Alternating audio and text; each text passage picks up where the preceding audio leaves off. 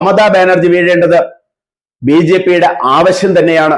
അല്ലെങ്കിൽ ബി.ജെ.പിക്ക് വ്യക്തമായ ആധിപത്യം ഉറപ്പിക്കാൻ കഴിയാത്ത സംസ്ഥാനങ്ങളിൽ ഒന്നാണ് പശ്ചിമ ബംഗാൾ. അവിടെ SIR നടപ്പിലാക്കിയപ്പോൾ ഏകദേശം 90 ലക്ഷം വോട്ടർമാരാണ് പുറത്തായത്. അത് ആകെ വോട്ടർ പട്ടികയുടെ 11.5% വരും. വലിയൊരു സംഖ്യയാണത്. 90 ലക്ഷം വോട്ടർമാർ പുറത്തായി. ഈ വോട്ടർമാർ പുറത്തായത് ആർക്കാണ് ഗുണം ചെയ്യുക, ആർക്കാണ് ദോഷം ചെയ്യുക എന്നുള്ളതാണ് ഇപ്പോൾ ചർച്ച. മമതാ ബാനർജി ഈ പുറത്താക്കലിനെ ഭയക്കുന്നു എന്നുള്ളത് വ്യക്തം.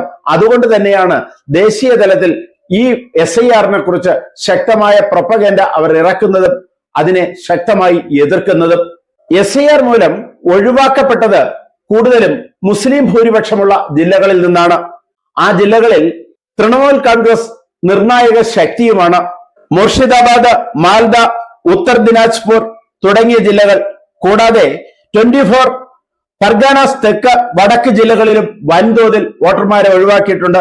തൃണമൂൽ കോൺഗ്രസിന്റെ ശക്തിയായ മുസ്ലിം വോട്ടുകളിൽ ഗണ്യമായ കുറവ് SIR മൂലം വരും എന്ന് തന്നെയാണ് ബി.ജെ.പി വിശ്വസിക്കുന്നത്.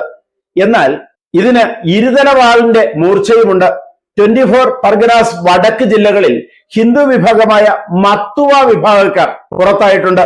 വളരെയധികം പേർ, ലക്ഷക്കണക്കിന് ആളുകൾ പുറത്തായിട്ടുണ്ട്. അത് ശ്രദ്ധിക്കേണ്ട ഒരു കാര്യം, ബംഗ്ലാദേശിൽ വേരുകളുള്ള അവിടുന്ന് കുടിയേറിയ ഹിന്ദു വിഭാഗക്കാരാണ് മത്തുവ വിഭാഗക്കാർ. ഈ മത്തുവ വിഭാഗക്കാർ താരതമ്യേന ബി.ജെ.പി അനുഭാവികളാണ്. തങ്ങളെ വോട്ടർ പട്ടികയിൽ നിന്ന് ഒഴിവാക്കിയതിൽ മത്തുവ വിഭാഗക്കാരുടെ അതൃപ്തിയുണ്ട് ബി.ജെ.പിയോട്. അത് ശക്തമായി മുതലെടുക്കാൻ തൃണമൂൽ കോൺഗ്രസും രംഗത്തുണ്ട്. അതാണ് നേരത്തെ പറഞ്ഞത്. ഇപ്പോൾ SIR പശ്ചിമ ബംഗാളിനെ സംബന്ധിച്ച് ഇരുതലവാളായിരിക്കുന്നു.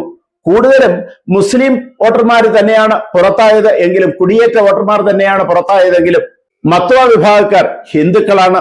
അത് ബി.ജെ.പിക്ക് ദോഷം ചെയ്യുക തന്നെ ചെയ്യും.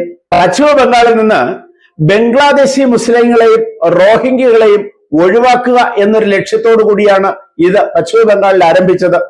അത് ബി.ജെ.പിക്ക് ഗുണം ചെയ്യുക തന്നെ ചെയ്യും. പക്ഷേ സാധാരണ വോട്ടർമാരുടെ അവകാശമാണ് ഇത് കവർന്നെടുക്കുന്നതെന്നും അതിന് വോട്ടിങ്ങിലൂടെ പ്രതികാരം ചെയ്യണമെന്നും തൃണമൂലിന്റെ ആഹ്വാനമുണ്ട്. ആ രീതിയിലാണ് തൃണമൂലിന്റെ പ്രചരണങ്ങളും.